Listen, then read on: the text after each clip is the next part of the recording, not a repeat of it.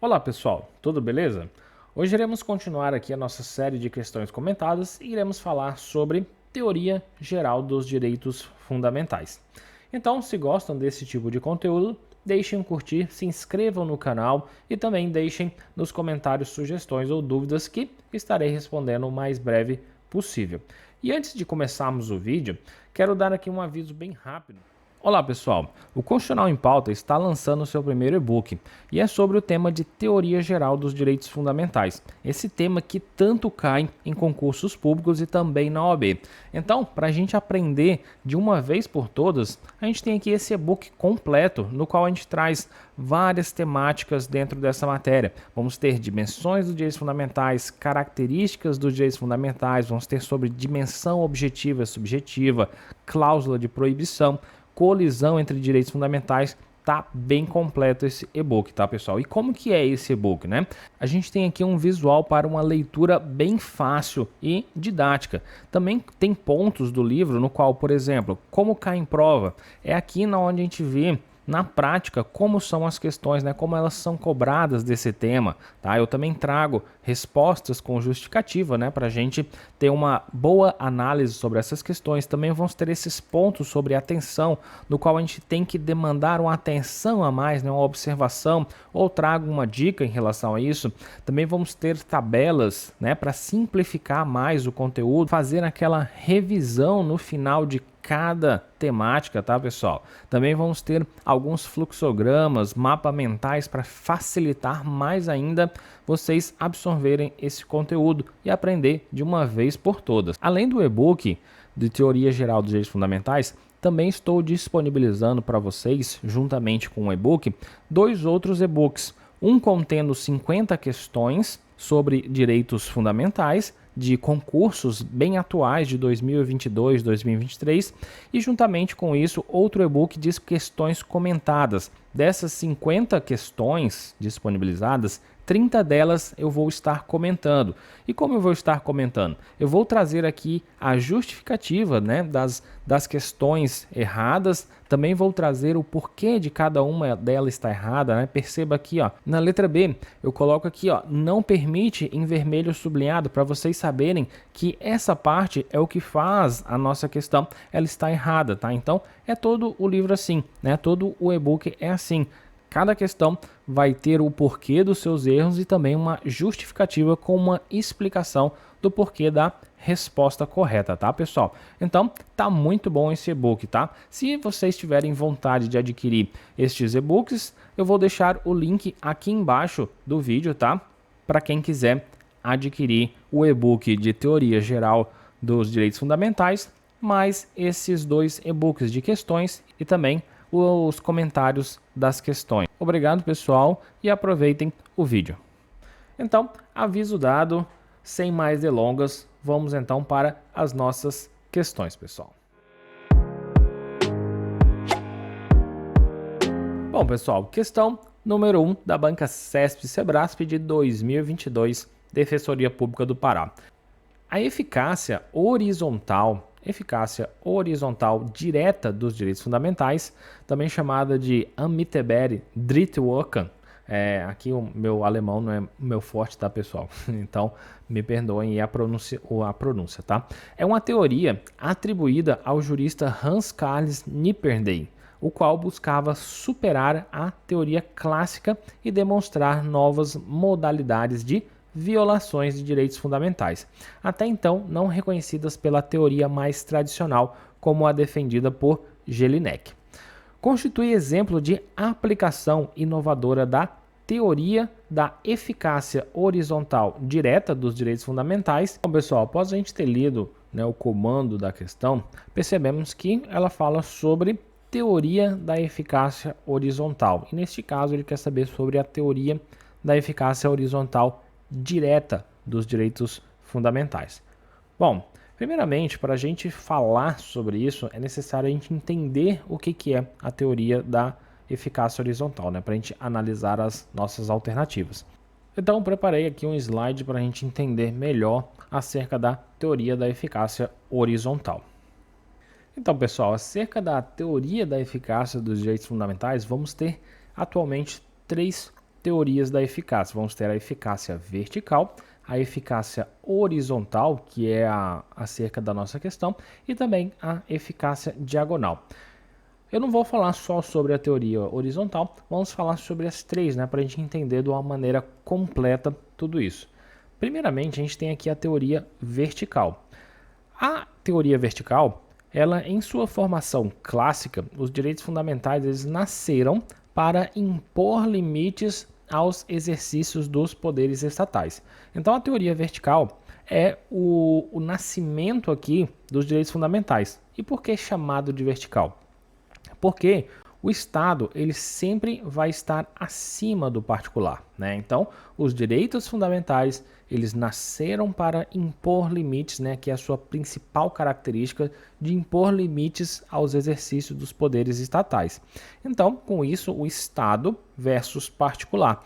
Então, onde que o Estado vai estar? O Estado vai estar sempre acima do particular. Então, por isso que se chama de vertical, tá, pessoal? Então, vertical particular versus estados, a gente tem a teoria vertical. Depois a gente passa pela teoria horizontal, que é aqui onde está a nossa questão. A teoria horizontal seria a aplicação dos direitos fundamentais nas relações entre pessoas de direito privado, física ou jurídica. Então a gente tem aqui um avanço na teoria dos direitos fundamentais. Da vertical passou-se então para a horizontal. É claro que não deixa de existir, somente foi uma evolução no entendimento. Todas essas daqui coexistem, tá, ao mesmo tempo. Vamos ter a vertical, que é o Estado contra o particular. Vamos ter a horizontal, que a gente está analisando agora, que é particular contra particular, tá? Pessoas de direito privado, sejam elas físicas ou jurídicas. E depois, por final, a gente vai analisar a diagonal. Então, neste caso, a gente tem uma evolução. Por que se diz uma evolução? A gente tem que a aplicação dos direitos fundamentais, elas não foram somente exigidos aqui dentro da formação Estado versus particular. Então vamos ter assim, né, a aplicação dos direitos fundamentais na relação entre pessoas de direito privado. E assim, a teoria horizontal, ela vai derivar outras teorias dentro desse gênero. Então vamos ter as teorias negativas, teoria de eficácia indireta e imediata e também teoria de eficácia direta e imediata. Bom, as teorias negativas elas vão dizer que são contra a aplicação dos direitos fundamentais nas relações privadas, ficando somente com a teoria vertical, né? Então, para isso que os direitos fundamentais eles servem, somente para serem aplicados no Estado versus particular, e não pessoas de direito privado contra a pessoa de direito privado, né? Particular versus particular. Então essa é a teoria negativa. Já a teoria da eficácia indireta e imediata vai dizer que os direitos fundamentais eles se aplicam nas relações privadas. Neste caso, se houver uma legislação infraconstitucional que permita. Então somente vai haver aqui a observância de aplicação de direitos fundamentais na relação entre pessoas de direito privado se existir uma legislação infraconstitucional, né? Se o legislador infraconstitucional ele criar uma lei que discipline sobre determinada aplicação de determinado direito, tá? Então, neste caso, é a teoria da eficácia indireta e imediata. Depois vamos ter a teoria da eficácia direta e imediata, né? Que é o caso da nossa questão, né, que ele fala ali, teoria da eficácia horizontal direta, né? Então vamos ter aqui que os direitos fundamentais eles se aplicam nas relações privadas, neste caso não sendo necessário a atuação do legislador infraconstitucional. Então, mesmo que não exista nenhuma lei infraconstitucional sobre determinada temática, né, sobre determinado direito fundamental, eles vão sim se aplicar nas relações entre pessoas de direito privado, né? Um particular versus um particular.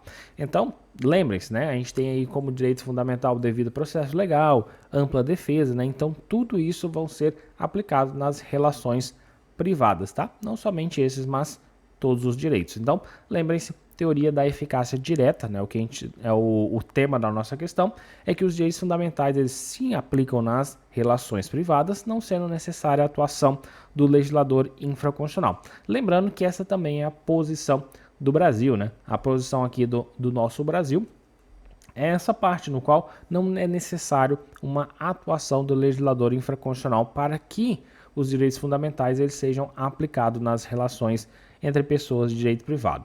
Depois vamos ter a teoria diagonal, teoria da eficácia diagonal dos direitos fundamentais.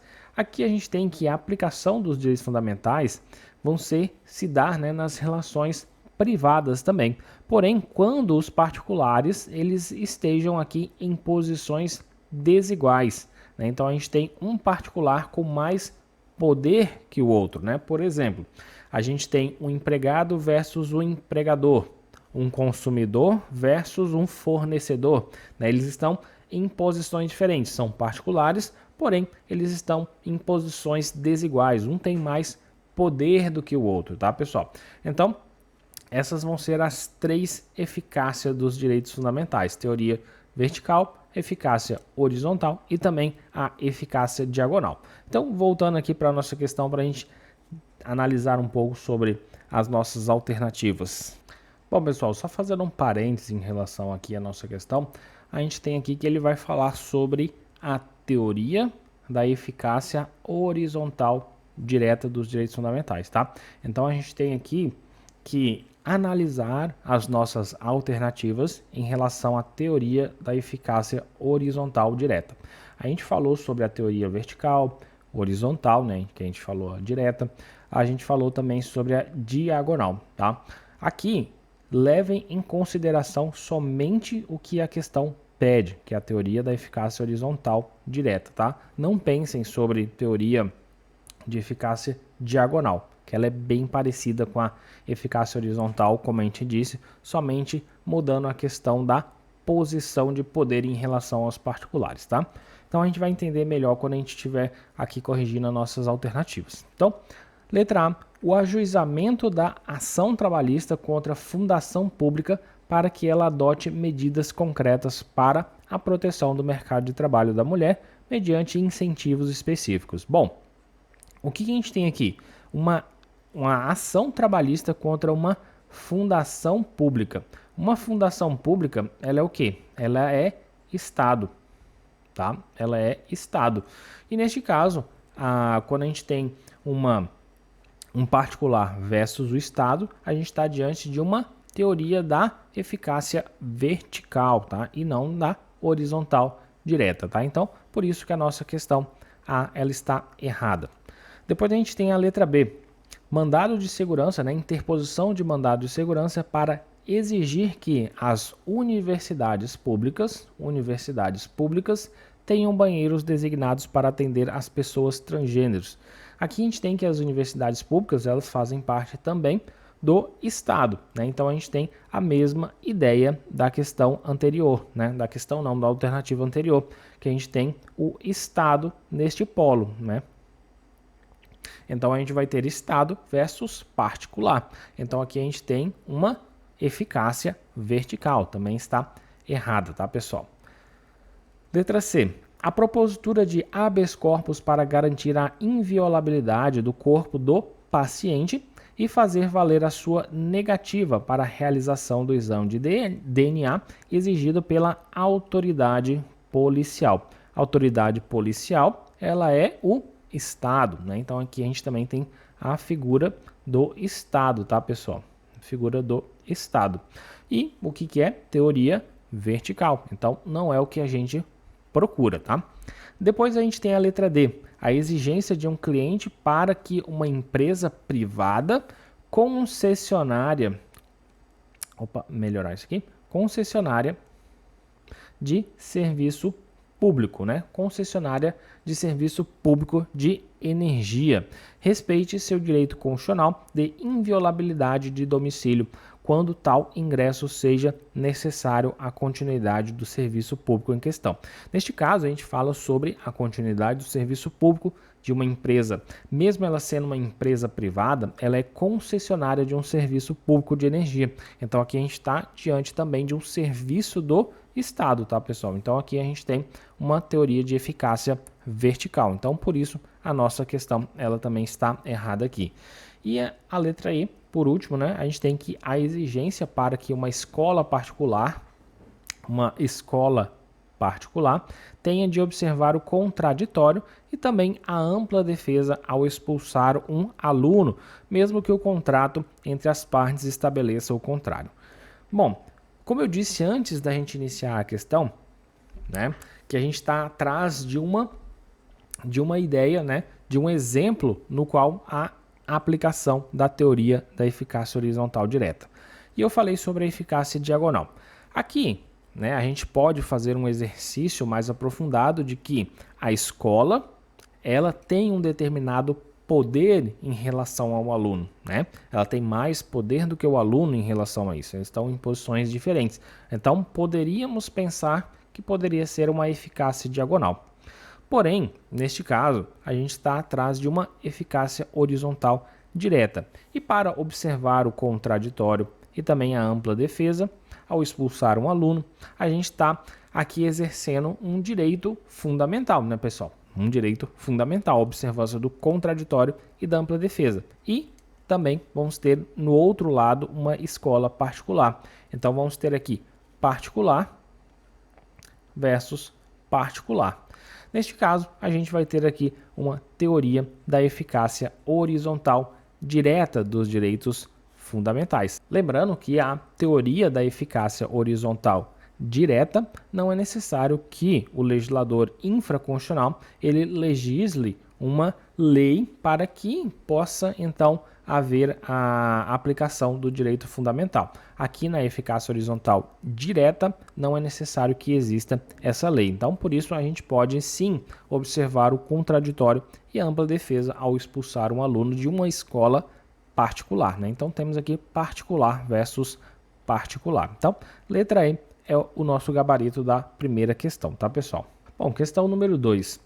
Banca FGV 2022, Ministério Público do Estado de Goiás, tá? Então vamos ter que Maria e Joana, ativistas de direitos humanos, travaram intenso debate a respeito da forma de coexistência dos direitos fundamentais e destes com certas medidas de interesse coletivo. Maria defende que, de acordo com a teoria interna, os pontos de tensão entre direitos devem ser superados no processo de interpretação, estando lastreada na dicotomia entre direito e restrição, que direciona a atuação do intérprete. Já Joana, por sua vez, entende que a teoria externa está lastreada na concepção de limite imanente a qual a direciona a resolução dos conflitos entre direitos fundamentais, sendo comum o uso da técnica da ponderação de interesses. Bom, depois de feito toda essa parte, né, do comando da questão, ela diz que, à luz dessa narrativa, é correto afirmar. Então aqui a gente tem uma questão sobre a teoria interna e a teoria externa dos direitos fundamentais. Então vamos lá para o nosso slide para a gente ver um pouco sobre isso. Então, pessoal, aqui quando a gente fala sobre teoria interna e teoria externa, a gente vai falar sobre os limites aos direitos fundamentais. E a gente vai ter essa teoria interna e teoria externa. O que fala a teoria interna? A teoria interna ela vai falar que os limites de um direito fundamental elas estão no próprio direito. Não será delimitado por influência de outras normas externas. Então, os limites do direito vão estar no próprio direito, sem que haja influência de outras normas externas. O direito ele possui aqui um caráter definitivo para a teoria interna. Neste caso da teoria interna, o direito ele vai possuir um caráter definitivo, assumindo assim uma estrutura de regra, sendo aplicável ao modo do tudo ou nada, né, que é chamado de subsunção. Neste caso, a gente percebe que quando existe uma regra, ou ela cabe em determinada situação ou não, ou ela se encaixa em determinada situação ou não, né? não é um conceito abstrato igual um princípio, tá, pessoal? É uma regra. Uma regra, ela é meio engessada, ela só cabe em uma determinada situação. Ela não vai possuir uma estrutura abstrata no qual vai permear por diversas situações. Uma regra, ela só vai ser usada em uma determinada situação, tá? Não existe aqui a possibilidade de conflito, tá? Não existe a possibilidade de conflito entre direitos fundamentais. Por que que não vai existir essa possibilidade de um conflito? Porque ela assume a estrutura de uma regra. E quando há um conflito entre regras,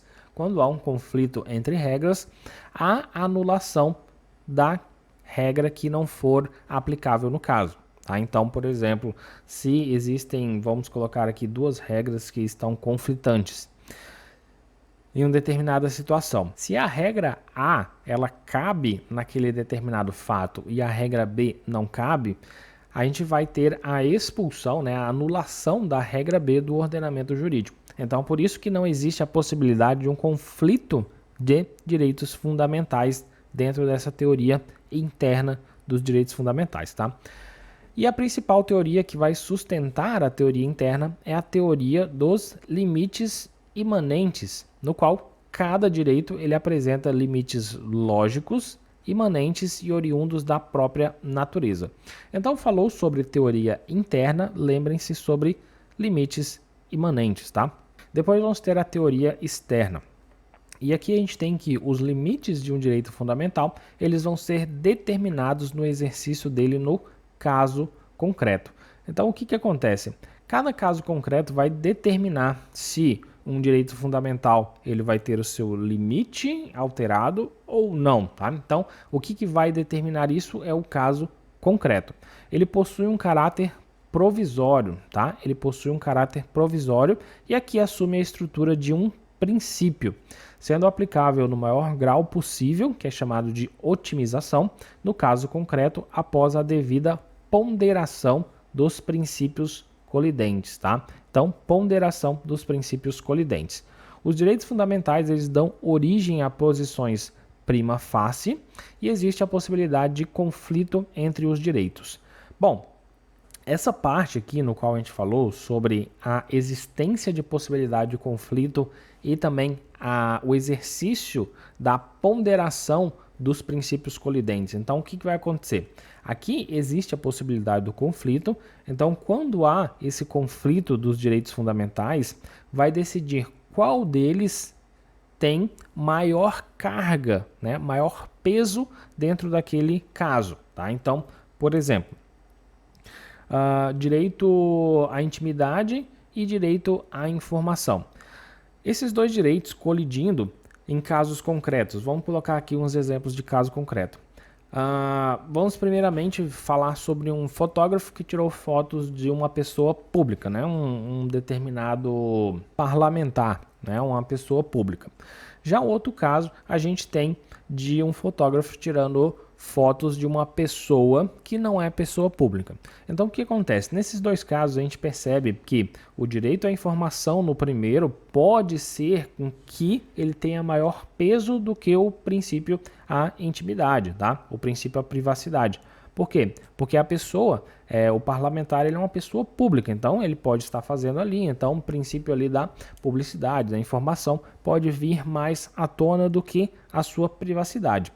Já no segundo caso, a gente tem uma pessoa que ela não é pública, então o princípio da privacidade, ela vai ter um peso maior do que o princípio à informação, tá? Então, nesses dois casos, né, um exemplo bem simples aí para a gente ter uma noção de como que é o conflito e também o uso dessa ponderação de princípios num caso de colisão entre eles em um caso concreto, tá?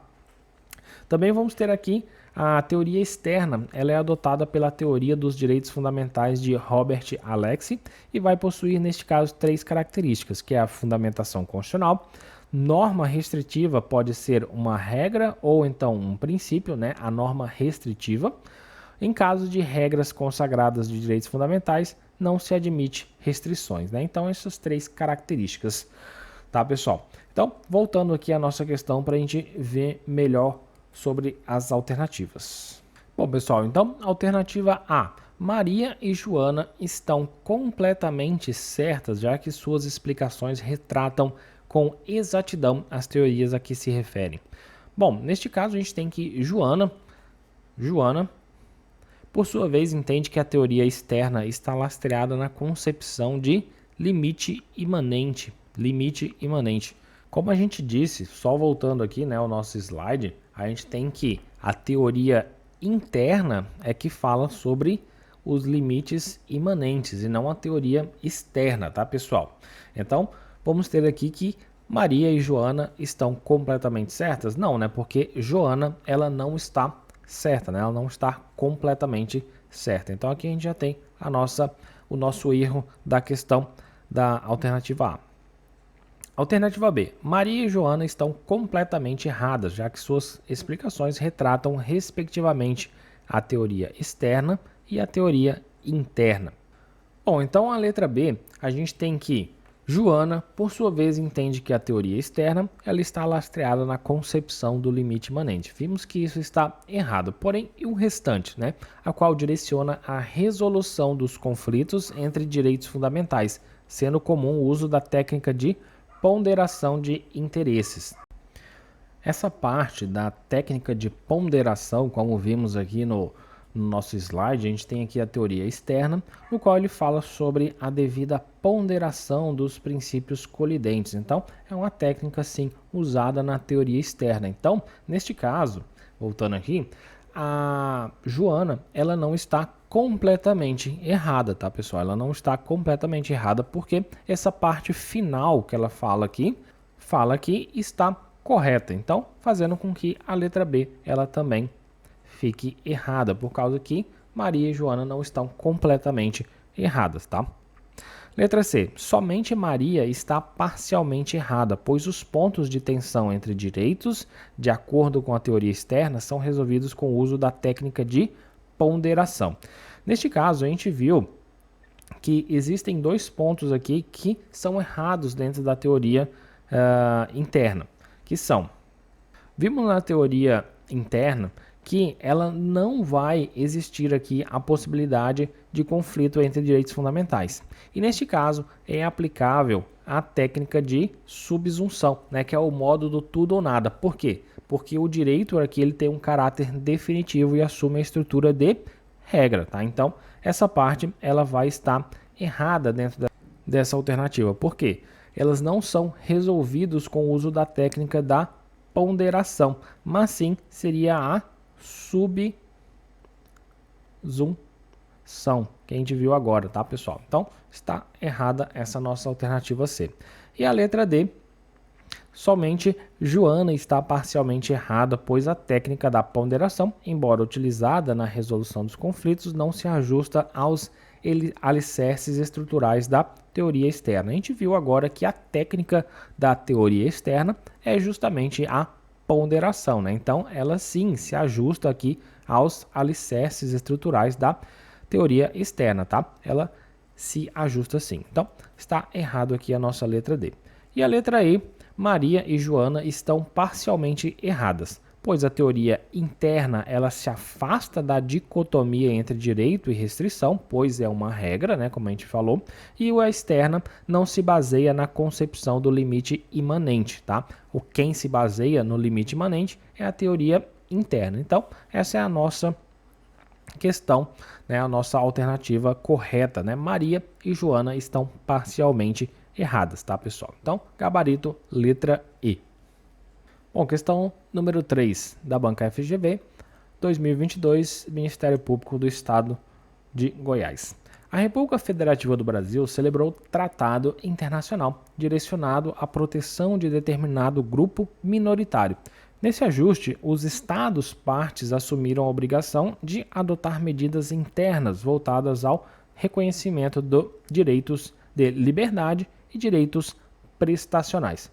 À luz da sistemática vigente, mais especificamente do entendimento do STF, esse tratado internacional, após a aprovação do Congresso Nacional, pode ser incorporado à ordem interna.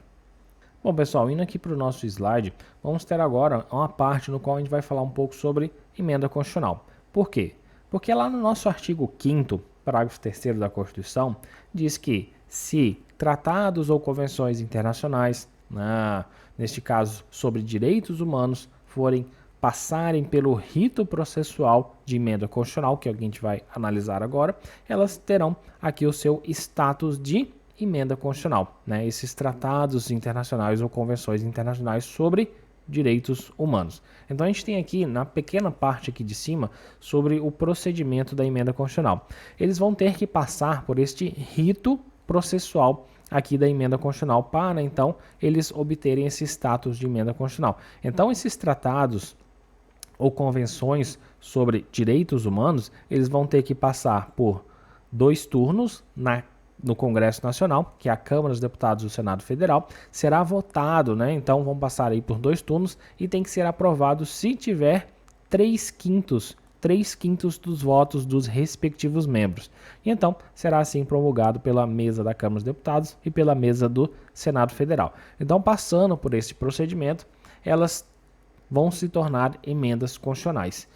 E uma informação adicional a isso, a gente tem aqui quais os tratados de direitos humanos temos com status de emenda constitucional atualmente, né? Só para somar mais ao nosso conhecimento. Então, atualmente a gente tem a Convenção Interamericana das Pessoas com Deficiência, que é a Convenção de Nova York. Também vamos ter o Protocolo Facultativo das Pessoas com Deficiência, que foi votado junto com esse aqui, né? Então foram votados os 2 juntos.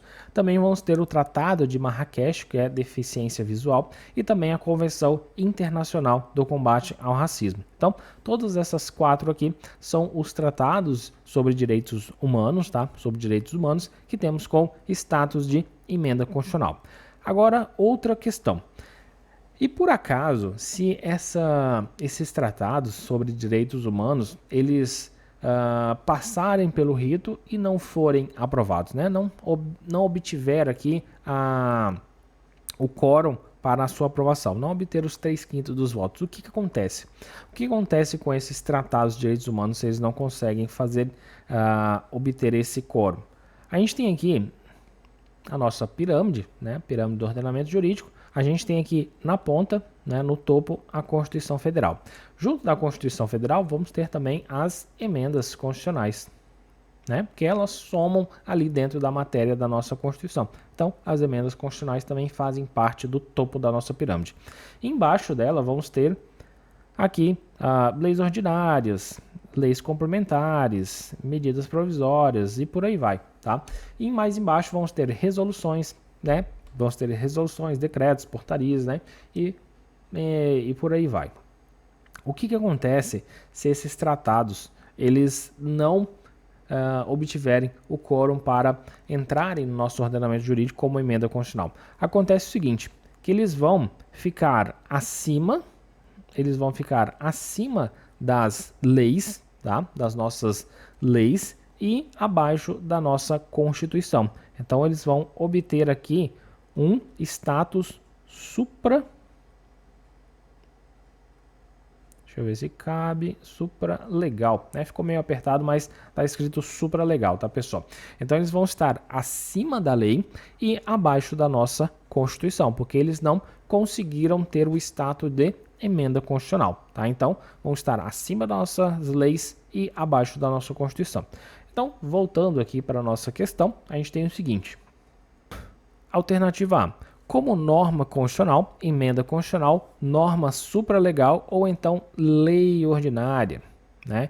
Esse tratado internacional aqui sobre proteção de determinado grupo minoritário, nesse ajuste os Estados partes assumiram a obrigação de adotar medidas internas voltadas ao reconhecimento de direitos de liberdade e também direitos prestacionais. Esses direitos de liberdade, direitos prestacionais, eles são direitos humanos, tá, pessoal? São direitos humanos, juntamente com a proteção de determinado grupo minoritário. Entende-se então que esse tratado internacional é sobre direitos humanos.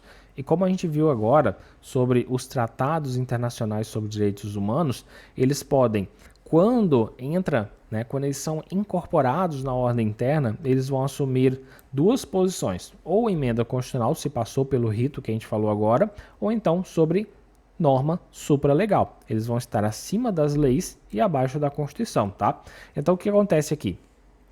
Aqui na alternativa A fala como norma constitucional, emenda constitucional, norma supralegal ou lei ordinária, né?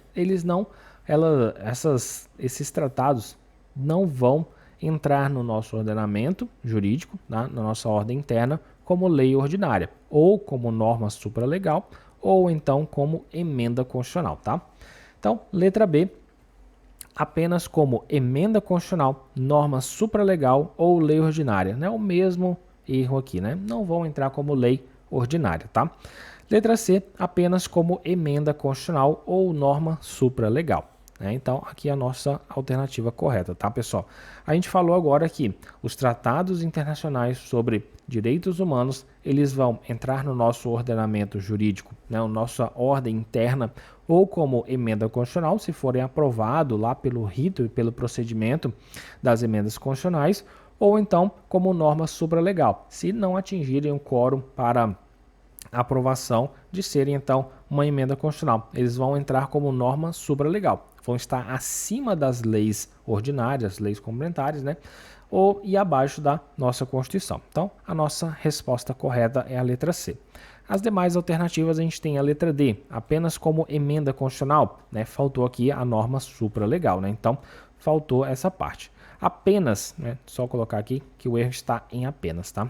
Apenas como norma supralegal também está aqui no apenas, porque também pode entrar como emenda constitucional. Então, a gente tem aqui como gabarito da questão número 3, a letra C, tá, pessoal? Só lembrando que muitos desses fluxogramas ou mapas mentais que eu coloco aqui para vocês vão estar disponíveis também lá no nosso e-book, tá, pessoal? Do Constitucional em Pauta, que a gente está lançando, o e-book de teoria geral dos direitos fundamentais. Nele vai trazer fluxogramas, mapas mentais, dicas, questões sobre os temas, né, as temáticas dentro da teoria geral dos direitos fundamentais, tá? Tudo para melhorar a experiência de vocês e entender por uma vez de todas dessa matéria, tá? Bom, questão número 4, pessoal. Da banca CESP-Sebrasp 2022, Polícia Civil, Rio de Janeiro, para delegado. Bom, o caput do artigo 5º, iniciando o título 2 da Constituição Federal de 1988, referente aos direitos e garantias fundamentais, estabelece de forma expressa que todos são iguais perante a lei, sem distinção de qualquer natureza, garantindo-se aos brasileiros e aos estrangeiros residentes no Brasil determinados direitos.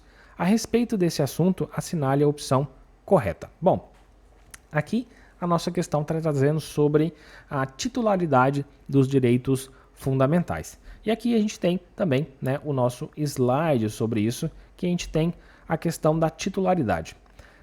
A titularidade a gente já viu em outras questões que ela não vai ser somente dos brasileiros, né? Brasileiros, entendemos aqui brasileiros natos e naturalizados, e também sobre os residentes, tá? Os estrangeiros residentes no país. Também vamos ter os estrangeiros não residentes e também as pessoas jurídicas, né? Porque aqui, sobre essa titularidade dos direitos fundamentais, o STF e também a doutrina, ela entende que é necessário interpretar esse dispositivo de uma forma extensiva e não restritiva, ou literalmente o que está dizendo na nossa Constituição.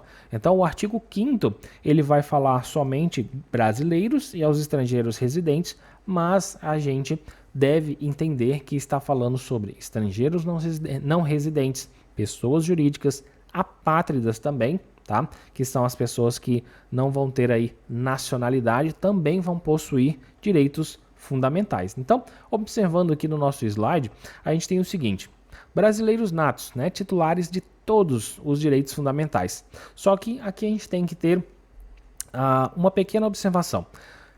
A gente fala todos, mas existem algumas exceções, tá? Alguns direitos que são exclusivos dos estrangeiros, por exemplo, asilo político. Asilo político ele é exclusivo de estrangeiros, que são direitos fundamentais, que estão na nossa Constituição, porém, somente, é claro, os estrangeiros poderão usar deste direito fundamental.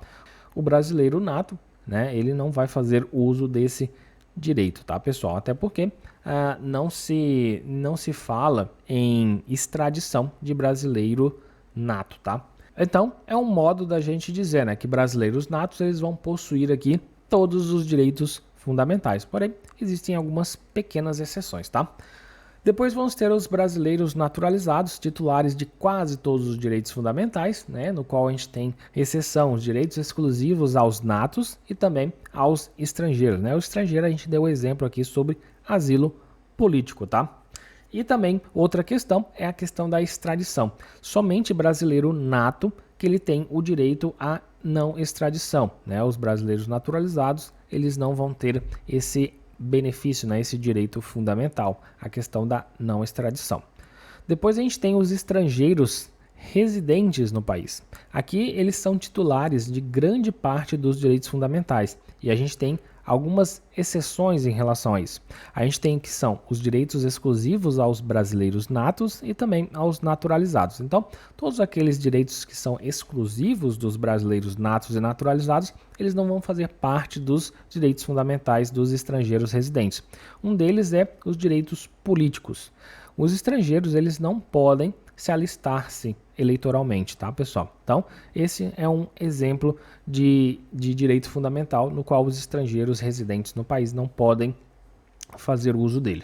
Depois a gente tem os estrangeiros não residentes, tá? Estrangeiros não residentes, titular de direitos fundamentais que sejam compatíveis com a sua condição de estrangeiro não residente. Então a gente tem algumas exceções que são os direitos exclusivos também aos brasileiros natos e também aos naturalizados, os mesmos casos que a gente falou anteriormente, tá? E depois, por último, a gente tem as pessoas jurídicas. Aqui nos estrangeiros não residentes, a gente também pode colocar os apátridas, tá? Os apátridas, eles também vão ter ali os seus direitos fundamentais, sejam eles compatíveis com a sua condição de apátrida, e a sua exceção vai ser os direitos exclusivos aos brasileiros natos, naturalizados e também alguns dos estrangeiros. E por último, a gente tem as pessoas jurídicas, titular apenas, tá? Apenas dos direitos fundamentais que sejam compatíveis com as pessoas jurídicas, né?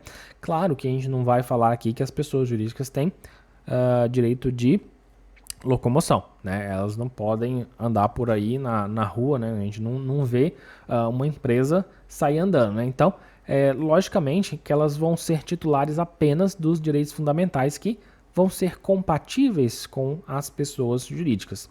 Exceção, a gente tem os direitos que são exclusivos das pessoas físicas, tá?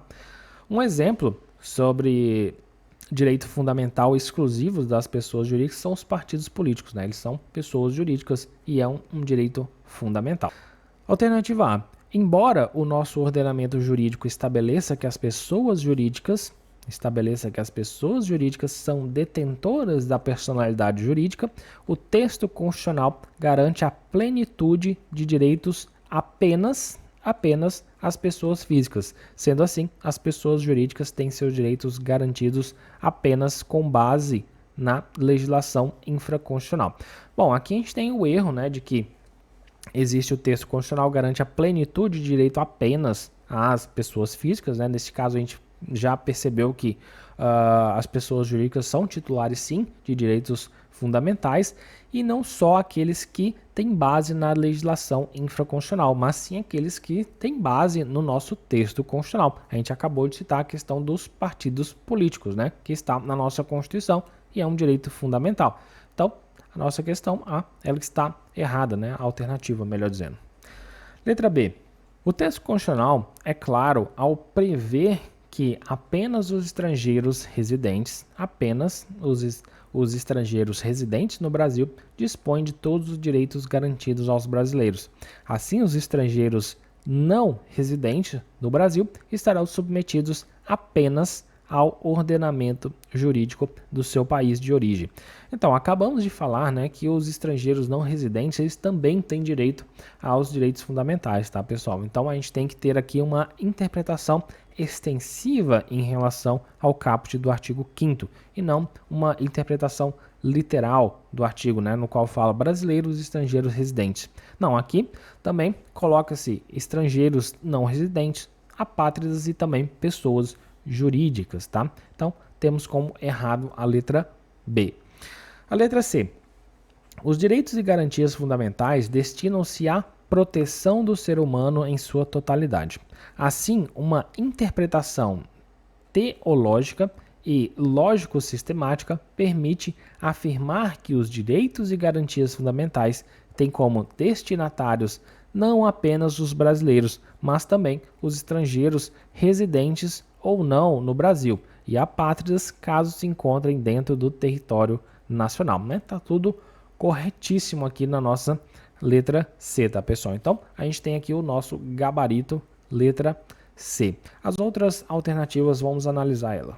Decisão recente do STF reconhece como beneficiário dos direitos e garantias fundamentais acolhidos pela Constituição de 88, não somente os brasileiros e estrangeiros residentes no Brasil, mas também os estrangeiros de passagem pelo território brasileiro, desde que haja, neste caso, tratado internacional entre o Brasil e o país de origem do estrangeiro para que ele tenha preservado os seus direitos. Não, né? Essa parte final, né, estava tudo indo muito bem, porém colocou aqui um desde que e ficou tudo errado esse final, né? Não existe essa condição desde que haja um tratado internacional entre o país de origem do estrangeiro e o Brasil para que sim ele tenha assim os seus direitos fundamentais preservados aqui, né? Não existe. Entrou, está de passagem aqui no país, ele tem os direitos fundamentais preservados sim, tá, pessoal? Então, letra D está incorreta. Letra I.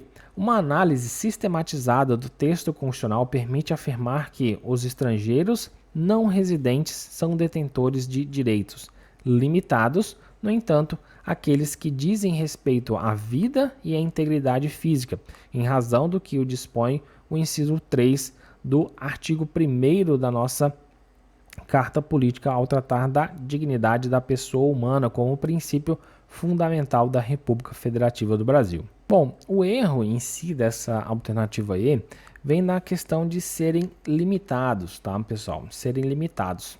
Neste caso, a gente tem que eles podem fazer uso de todos os direitos que são inerentes às pessoas, né, dentro do nosso território. Porém, eles vão ter sim algumas limitações. Eles vão ter sim algumas limitações, igual os brasileiros natos, como vimos, igual os brasileiros naturalizados, né? Então, todos eles serão sim detentores de direitos. Porém, vão existir algumas pequenas limitações, não dizendo que os direitos em si que eles tenham aqui dentro do território vão ser limitados somente à vida e também à integridade física. Não, eles vão ter vários outros, por exemplo, devido ao processo legal, né? Se por acaso eles tiverem que mover alguma ação aqui dentro, ampla defesa, né? Todos esses outros direitos fundamentais, eles vão ser sim garantidos aos estrangeiros, apátridas, né? Todos esses titulares, né? Então, não vão ser limitados somente ao respeito à vida e à integridade física, tá, pessoal? Então, esse é o erro da nossa alternativa aí. E lembrando, o gabarito da questão número 4 é a letra C. Seguindo, vamos ter a questão 5 da banca CESP 2022, PC Rio de Janeiro, delegado. Bom, com relação à teoria dos direitos fundamentais e a sua aplicação no direito constitucional brasileiro, assinale a opção correta. Bom, vamos analisar aqui as nossas alternativas. Segundo a jurisprudência, os direitos fundamentais eles são absolutos, inalienáveis e imprescritíveis, cabendo ao intérprete o dever de concordância prática para acomodar os eventuais conflitos entre eles. Bom, primeiramente a gente tem que ter em mente que os direitos fundamentais, eles não são absolutos. Uma das características dos direitos fundamentais é ele ser relativo, Como não há hierarquia entre os direitos constitucionais, não há que se falar aqui em direitos fundamentais absolutos, pois um direito fundamental sempre pode sofrer limitações ou então restrições por outros direitos fundamentais. Assim, os direitos fundamentais eles vão ser relativos e não absolutos. Lembrando que, por exemplo, o direito fundamental ser absoluto, isso iria gerar uma questão de que não há conflitos, porque sempre que houvesse um conflito entre um direito fundamental e outro direito fundamental, iria haver aqui a anulação de um deles, tá, pessoal? Então, não existe essa questão de direito fundamental ser absoluto, tá? Eles vão ser relativos, tá? Relativos. Porque pode haver conflito entre eles e vamos usar a técnica de ponderação. A técnica de ponderação. Vamos ver, no caso concreto, qual dos direitos fundamentais, né, qual dos princípios vai ter maior peso naquele caso concreto, tá? Então, nossa alternativa A, ela está incorreta. Letra B. A superproteção conferida pelo artigo 60, parágrafo 4º, inciso 4, que é sobre os direitos e garantias individuais, aos direitos fundamentais, limita-se ao disposto no artigo 5º da nossa Constituição, em deferência ao princípio democrático. Bom, aqui a gente tem que o rol do artigo 5º, ele é um rol exemplificativo, tá? Fazendo assim com que haja outros direitos e garantias individuais que vão estar espalhados na nossa Constituição. E não somente no artigo 5º, tá, pessoal? Então, como o próprio artigo 5º, parágrafo 2º, ele diz: os direitos e garantias expressos nesta Constituição não excluem outros decorrentes do regime dos princípios por ela adotados ou dos tratados internacionais em que a República Federativa do Brasil seja parte. Então, dentro da nossa própria Constituição, vamos ter alguns princípios fundamentais, né, de direitos e garantias individuais que vão estar espalhados. Eles não vão estar somente no artigo 5º da nossa Constituição. Além disso, vamos ter essa questão do artigo 5º, parágrafo 2º, que falamos agora, sobre ter outros princípios, direitos e garantias individuais em tratados internacionais que a República Federativa do Brasil seja parte. Então, não se limita, tá? Não se limita somente ao disposto no artigo 5º, tá? Porque ele é um rol exemplificativo, tá? E não taxativo. Então, a gente tem o erro da nossa alternativa B aqui, tá? Letra C. Tratados internacionais de direitos humanos, após a emenda constitucional 45 de 2004, devem seguir o mesmo procedimento de emenda à Constituição para que possam ser incorporados ao direito brasileiro.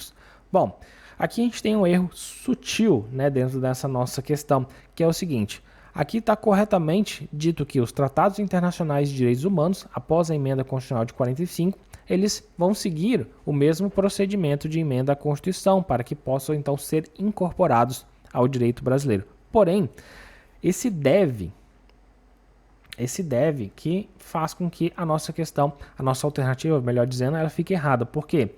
Eles podem sim ingressar dentro do nosso direito brasileiro de outro modo, né? Que é sendo uma norma supralegal. Tá? Uma norma supralegal. Não é necessário que todos os tratados internacionais de direitos humanos eles passem por esse crivo aqui da emenda à Constituição, né? Se eles não alcançarem o quórum, por exemplo, se não passarem por essa votação de que coloque elas como status de emenda constitucional, não é necessário. O que vai acontecer é que esses tratados eles vão ser incorporados dentro da nossa ordem interna como normas supralegais, tá? E o que são essas normas supralegais? Elas vão ser aquelas normas que estão acima das leis ordinárias, complementares e vão estar abaixo da nossa Constituição. Então, estão acima das normas legais e abaixo da nossa Constituição. As normas supralegais. Então, por esse pequeno erro aqui, está a nossa alternativa C, ela está incorreta, tá? Letra D. Os direitos fundamentais de primeira geração, ou também chamados de dimensão, são denominados de direitos sociais, que demandam um fazer por parte do Estado e foram inaugurados com as revoluções burguesas do século XVIII. Bom, a gente tem aqui que os direitos fundamentais de segunda dimensão, tá, pessoal? Segunda dimensão, eles vão ser os denominados de direitos sociais, que demandam um fazer por parte do Estado, né? e foram inaugurados com as revoluções burguesas. Então, aqui está o erro da nossa alternativa D, né? Neste caso aqui é de segunda.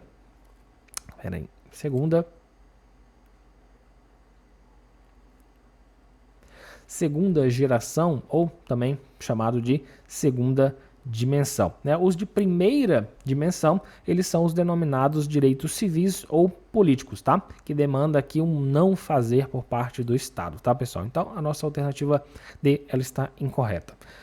Alternativa E, o método de solução de conflitos entre direitos fundamentais constitucionalmente previstos em caso de colisão é a ponderação de interesses. O legislador, contudo, por força do princípio democrático, pode resolver conflitos por meio da lei, efetuando também a ponderação em abstrato. Bom, pessoal, está tudo correto, né, nessa alternativa E. Então, a gente fica aqui com a letra E como sendo o gabarito da nossa questão número 5. Mas é necessário a gente fazer algumas ponderações, né, aqui dessa alternativa aí. A gente viu que os direitos fundamentais eles não são absolutos, né, como a gente viu ali na alternativa A, podendo assim haver conflito entre eles e se eles sendo solucionado através da técnica de ponderação, que irá, no caso, avaliar, no caso concreto, qual dos princípios tem mais peso. No entanto, é importante a gente destacar que o legislador ele também pode, em alguns casos, resolver conflitos de direitos fundamentais por meio da lei. Neste caso, a ponderação ela é realizada em abstrato, que é o caso no qual fala aqui no final da nossa questão, que pode resolver conflitos por meio da lei, efetuando a ponderação em abstrato. Sendo que essa ponderação em abstrato ela é feita antes mesmo de ocorrer um conflito em concreto. Aprofundando um pouquinho mais nessa parte de ponderação em abstrato, o que seria? A ponderação em abstrato ela é uma técnica que permite o legislador ele avaliar previamente os possíveis conflitos entre os direitos fundamentais envolvidos em uma determinada lei ou política pública, buscando encontrar uma solução que vai minimizar o impacto sobre os direitos afetados. Um exemplo sobre ponderação em abstrato é, no caso de uma lei que regulamente o direito à liberdade de expressão e também de imprensa, é possível realizar aqui uma ponderação em abstrato para avaliar como a norma ela irá impactar outros direitos, como o direito à privacidade e à honra das pessoas. Dessa forma, é possível garantir que a lei seja elaborada de forma a respeitar todos esses direitos fundamentais, tá? Outro exemplo pode ser observado no caso da lei que regulamenta o direito ao trabalho. Neste caso, é preciso realizar uma ponderação para avaliar como a norma ela irá afetar os outros direitos fundamentais, como o direito à saúde e também a segurança dos trabalhadores. Assim, a legislação ela poderá garantir um equilíbrio adequado entre os direitos fundamentais. Então, essa ponderação em abstrato é feita antes mesmo da lei ela entrar em vigor, né? Ou então haver esses conflitos em casos concretos, né? O legislador ele pensa antecipadamente alguns conflitos que podem ocorrer em relação a isso, tá? E faz essa ponderação em abstrato, tá, pessoal? Só lembrando, o gabarito da nossa questão 5 é a letra E. Seguindo para a questão 6, vamos ter da banca CESP-CEBRASP, DPE, DF, tá? Então a gente tem aqui no que se refere à aplicabilidade das normas constitucionais e os direitos e garantias fundamentais, julgue o item a seguir. Os direitos fundamentais caracterizam-se por seu caráter absoluto, característica que permanece mesmo havendo eventuais colisões entre eles. Bom, pessoal, como a gente viu na questão anterior, os direitos fundamentais eles não vão possuir um caráter absoluto, mas sim relativo, tá? Relativo. Então, uma das características dos direitos fundamentais é dele ser relativo. Como não há hierarquia entre os direitos constitucionais, não há que se falar em direitos fundamentais absolutos. E quando há eventuais colisões entre eles, usa-se a técnica de ponderação, né? Ver qual dos direitos fundamentais tem mais peso naquele caso concreto. Então, só para vocês terem uma noção de como cai bastante, né, falar essa parte de direitos fundamentais tem um caráter absoluto, né? A gente já viu aqui duas questões que tratam sobre a mesma temática, né? Então, fiquem atentos a essa parte das características dos direitos fundamentais, tá? Então, a nossa questão aqui tem como gabarito errado, tá? Os direitos fundamentais, eles têm como característica ser relativo, tá? Ser relativo. Bom, questão número 7, de CESP-CEBRASP, 2022, PCRJ, Delegado de Polícia. Bom, acerca dos direitos fundamentais, assinale a opção correta. Bom, aqui nessa nossa questão número 7, antes da gente começar a falar sobre as alternativas, é interessante a gente ir para o slide no qual a gente vai explicar um pouco mais sobre fundamentalidade dos direitos fundamentais, tá, pessoal? Então, primeiramente, a gente tem aqui a fundamentalidade material contra a fundamentalidade formal. E o que seria, né, essas fundamentalidades materiais e fundamentalidade formal?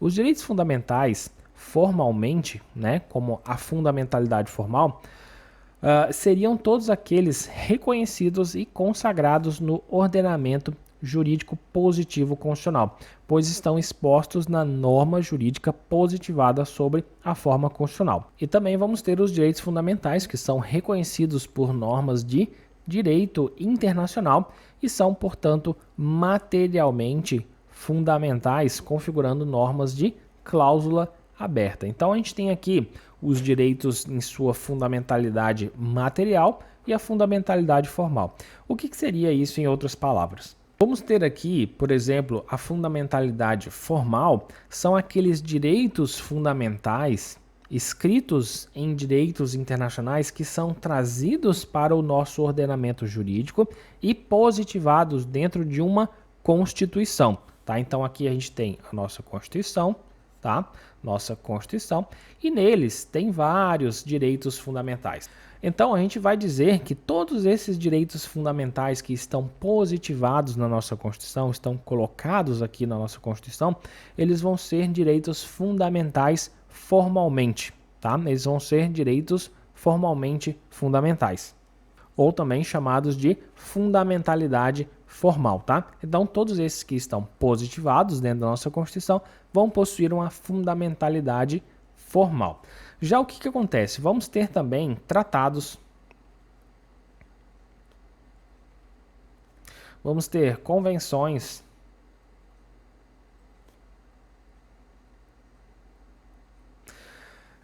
sobre direitos fundamentais, né, os direitos humanos, que vão tratar sobre essa temática, né, sobre direitos humanos. E neles vão sair questões que vão ser materialmente fundamentais. Perceba que muitos dos direitos fundamentais que estão na nossa Constituição não são todos aqueles direitos humanos que são colocados em tratados ou convenções, tá? Assim devemos entender que na Constituição Federal não vão possuir todos os direitos fundamentais existentes nos tratados e convenções internacionais. Aqui dentro, né, do nosso ordenamento jurídico, na Constituição, vão ter os direitos fundamentais que os representantes do povo naquele momento entendem como sendo indispensáveis para a população. Então esses são os direitos fundamentais formais. Tá? Então, esses vão ser da nossa Constituição.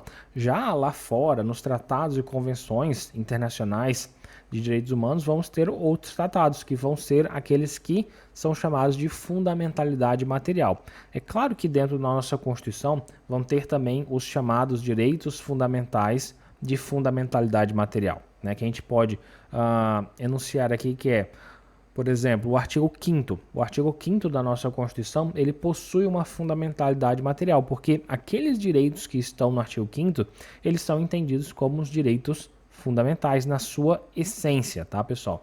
Já existe a diferença de que os direitos fundamentais formais são aqueles que estão somente positivados na nossa Constituição. Por exemplo, direitos humanos que estão somente em tratados e convenções que ainda não foram implementados, né, não foram trazidos para a nossa Constituição, eles são somente direitos fundamentais que possuem fundamentalidade material, porém não formal, porque não estão positivados na nossa Constituição. Dito isso, vamos para nossas alternativas.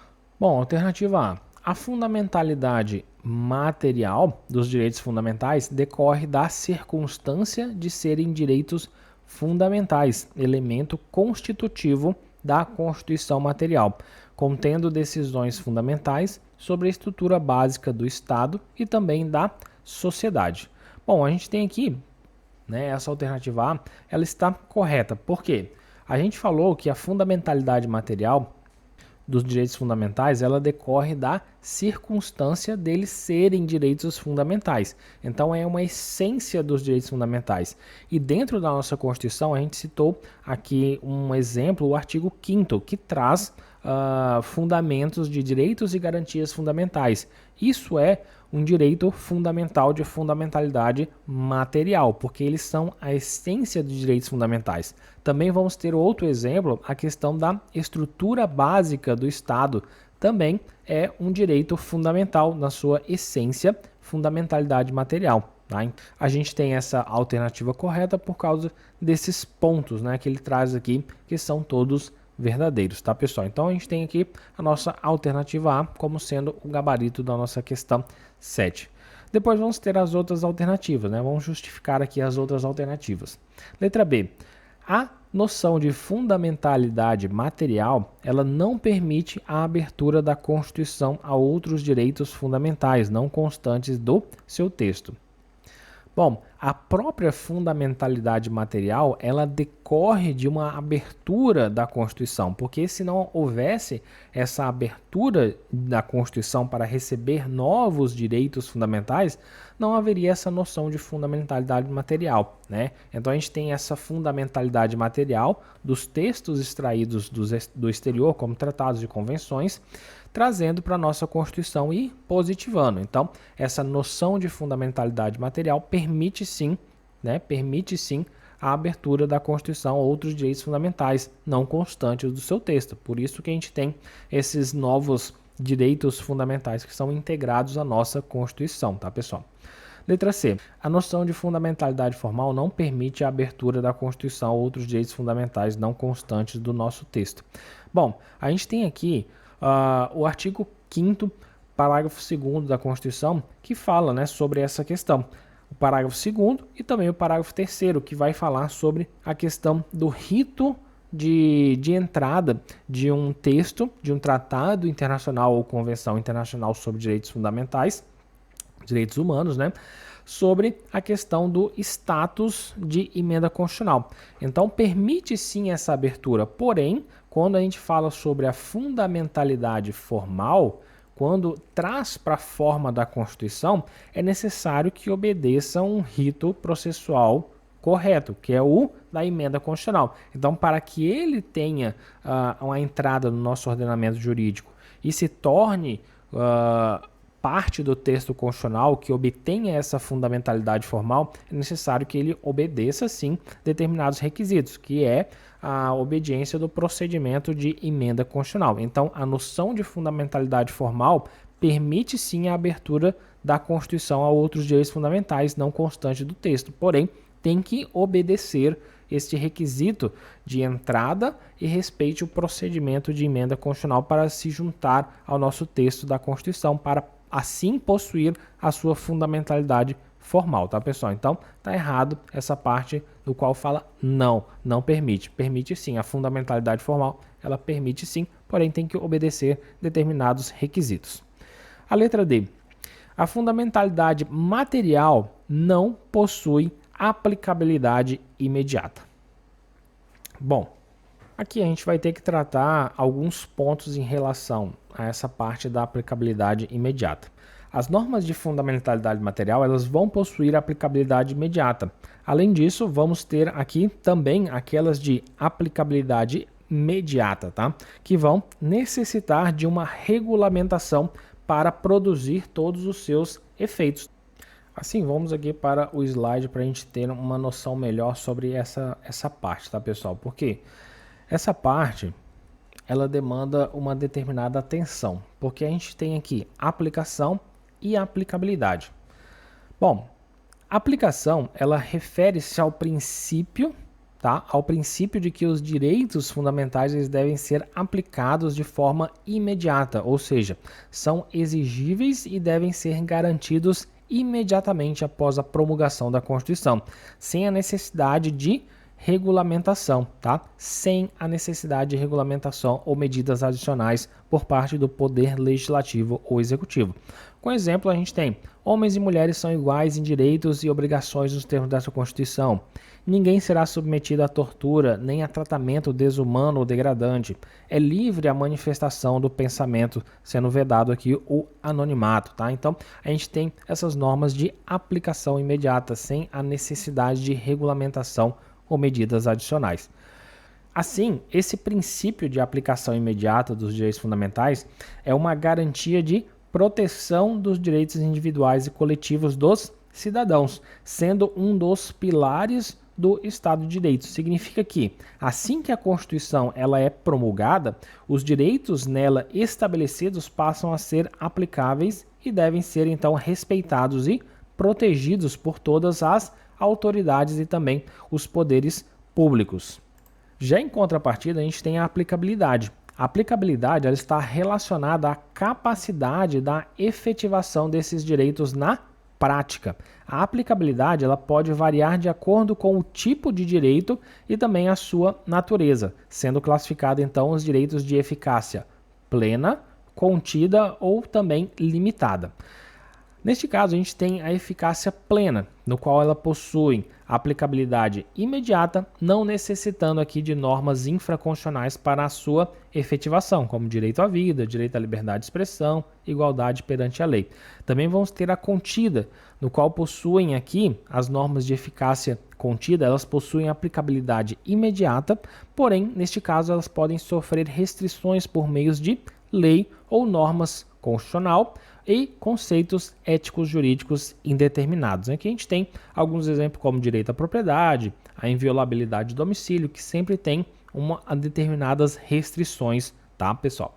Depois, por último, a gente tem as normas de eficácia limitada, no qual elas necessitam de regulamentação para sua plena efetividade. A gente tem aqui como exemplos direitos sociais, trabalhistas, tá? Então, vale aqui ressaltar que mesmo os direitos de eficácia limitada, enquanto elas aguardam uma regulamentação, possuem aplicabilidade parcial, podendo ser exigidos em situações específicas e certas condições. Neste caso, elas vão possuir a chamada eficácia mínima ou eficácia jurídica, tá, pessoal? Bom, acerca dessa temática de aplicação e aplicabilidade, vamos aqui aprofundar um pouquinho em relação a isso. Acerca de tudo isso, ainda podemos nos deparar com um questionamento. Se os direitos fundamentais eles têm aplicação imediata, como podemos exercer certos direitos que necessitam de uma legislação para se efetivarem? Por exemplo, o artigo 5º, o inciso 32, no qual diz: o Estado promoverá na forma da lei a defesa do consumidor. Bom, é claro que a gente sabe que a gente tem hoje o Código de Defesa do Consumidor, mas ele é de 1990 e a Constituição ela foi promulgada em 1988. Então, como ficou aqui esses 2 anos que não existia o Código de Defesa do Consumidor, né? Então, essa é uma questão legítima em relação a isso, no qual a gente precisa aprofundar um pouquinho mais. Bom, neste caso, é importante destacar que a aplicação imediata dos direitos fundamentais não significa que todos os direitos eles são automaticamente garantidos e exercíveis sem qualquer tipo de regulamentação ou então medida adicional. A aplicação imediata ela implica que, uma vez promulgada a Constituição, os direitos fundamentais passam a ser válidos e exigíveis, mesmo que necessitem de alguma regulamentação para sua plena efetivação. A exigência de regulamentação legislativa pode ocorrer em situações em que o texto constitucional ele vai prever que determinado direito fundamental deve ser regulado por uma lei específica, estabelecendo condições, limites ou formas de exercício, que é o caso que a gente citou agora. Neste caso, embora a plena efetivação do direito dependa da elaboração da lei, a aplicação imediata ela vai garantir que o direito em si ele seja reconhecido e que sejam tomadas medidas para a sua regulamentação. Então aqui a gente tem que O direito, ele está ali, tá, pessoal? Ele está sendo válido e exigível. Ele existe, né? Vamos colocar assim que ele existe. Por isso que a gente fala da aplicação imediata.